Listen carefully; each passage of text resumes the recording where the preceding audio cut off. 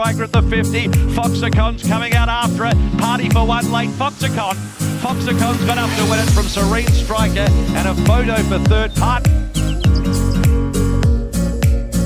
Trying to go with it, but I Am Unstoppable at the 50. Takes the lead from Apache Song. Nice winner. I Am Unstoppable from fourth to first. Wins it.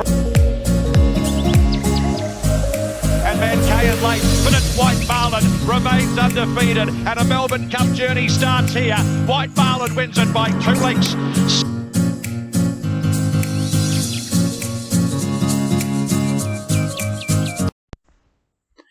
Welcome back to the channel, everybody, for Vobis Gold Day at Sandown Lakeside. Pretty good card, this one.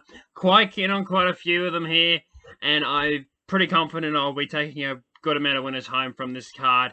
I'm realistically expecting probably 3, 4, maybe 5, but hopefully quite a few of them will be winning for me, because really good week last weekend, having 3 winners, and a couple of them should have won. Sandy Prince, Our Heidi, not a lot of luck in the straight, but pretty confident I can bounce back this week. So let's get into the preview, and of course, find the winners. Race number 1 at Sandown Lakeside is the Vobis Gold Heath over the 2,100 metres, and our Patroness on top, and quite clearly the one they have to beat. Be very forgiving of its last start effort in Sydney behind Jubiana and Animo and Moonga. Just didn't really get a crack at them. There was no tempo on and needed more speed. And we're talking about the best horses in the land here, being Jubiana, multiple Group 1 winner in Australia, Moonga Group 1 winner himself, and Animo the Star. Prior to that race in the Australian Cup at Flemington behind Cascade, another Group 1 champion.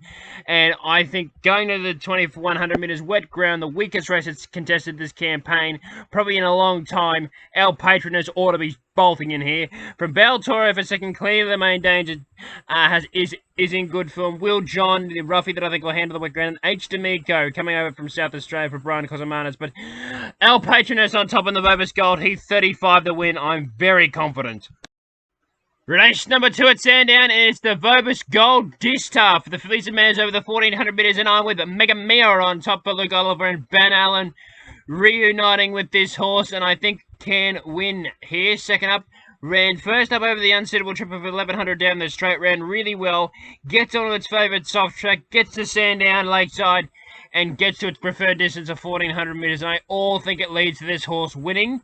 So quite clear Megamea on top from Star of Chaos. The other one I think can run really well, will go forward for Dean Holland for the McAvoy camp, and does handle the wet track and does have the wickets going on for the first time. Belle Savoir I thought was under the odds at 250.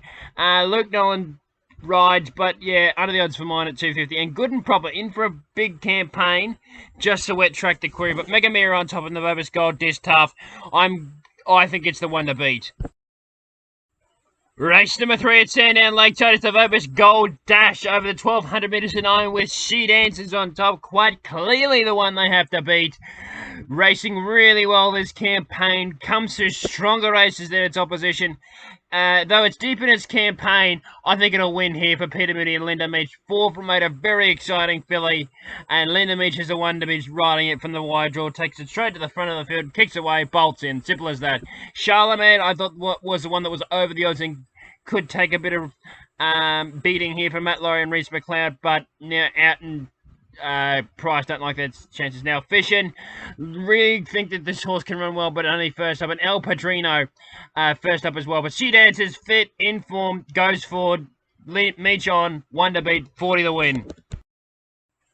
Race number 4 at Sandown Lakeside is the Galgani Series final over the 2,400 metres, and most of the field come through the staying event at Bendigo on Golden Mile Day, being the Bendigo St. Leger trial. This horse carried 54 that day. Now creeps up in the waist to the 57 kegs, but I think Michael D aboard, very good horse, was running out of the pack late, and I think is the one to beat here. And 225 is a good price. I thought it was an even money chance against this one. Quite clearly the one they have to beat. From Highland Hill for second. It's good in the same race. Midnight Glow the same, and Kentucky Nick I can see running well. But Northern Barrage and the Galgani Series final on top. 30 to win. I think it's over the line. Sandown Lakeside race number 5. It's the Vobis Size Guineas over the 1,600 metres, running by the favourite will be beating these by a comfortable margin.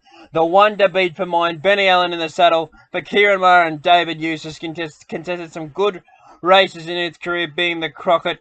Won the trial after that, beating Mr. Tickles. Came back at Flemington in the English sprint. Didn't stand a chance, but still ran well. And then second up at Bendigo in the Bendigo Guineas, ran well in running second after a wide barrier.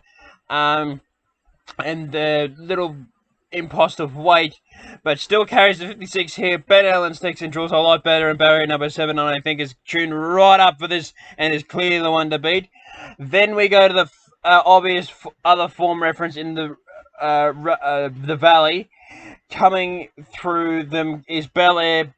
She's a Tempest and Russian Dancer. I think they're all good chances coming out of the Vobis Gold Reef, but I think She's a Tempest had the more intrusive run under the 3 of them, and I think can run well at $12. Belle for 3rd and Russian Dancer for 4th, but running by on top, I think he'll win. Sandown Lakeside Race 6 is the Vobis Gold Sprint over the 1200 metres, and I've got Outlaws Revenge on top for Daniel Moore, Dan Bowman, and has barrier number 4, and I'm actually quite keen on its chances. Third up, 2 starts this campaign for 2 seconds, and I'm pretty confident it can get that win on the board now. Third up, coming a mile back in grade, coming in at 86 in the Matrice. Listed level, and I think third up, Wet Ground, really likes this distance at 1200 metres. They're going to have to pull something out of their hats to beat him, and I think it's quite clear the one to beat. Lombardo, the class in the race, and if they're going to go to the Goodwood, I think he should be going pretty close here to winning this. Zorro's Dream gets back, runs on, always the case, and Imperial will be right up on the pace from the get-go, but Outlaws Revenge on top, 35 the win in the Vobis Gold Sprint. I'm quite keen on its chances.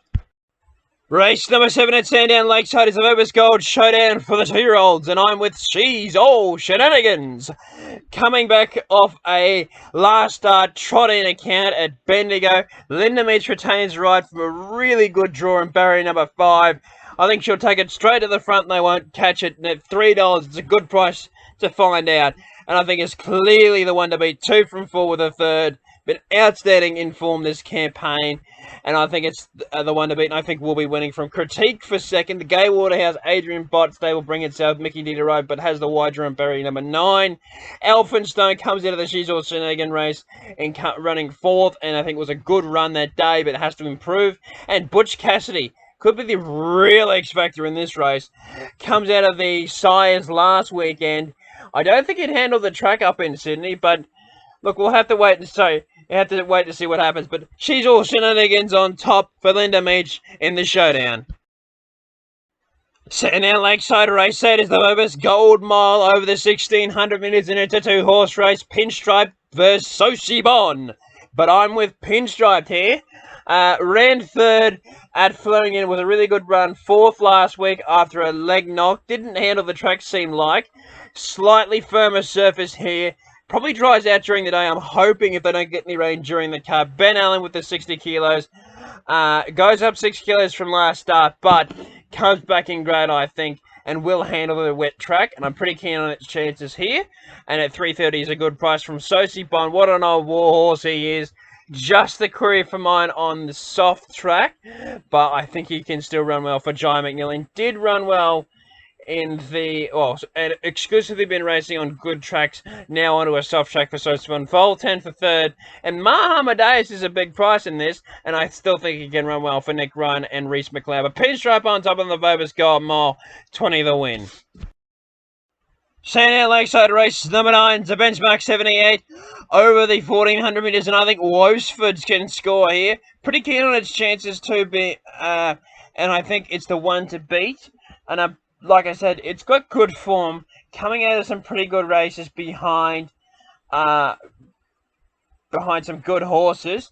Pachero for 2nd, I think, can run well first up from the break, but just the wet track a query. Flash Feeling can run well as well, again, wet track query. And El Rocco, the other one I thought could run well, but Woesford on top of race 9, Sandown Lakeside, 25 the win. Thank you everyone for watching my preview for Vobis Gold Day at Sandown Lakeside. I hope you've enjoyed the preview, and as always, I hope you're back winner, and we look forward next weekend to the Mornington Cup Day program, but of course we're going to get through this weekend first as always, and I hope you have enjoyed it.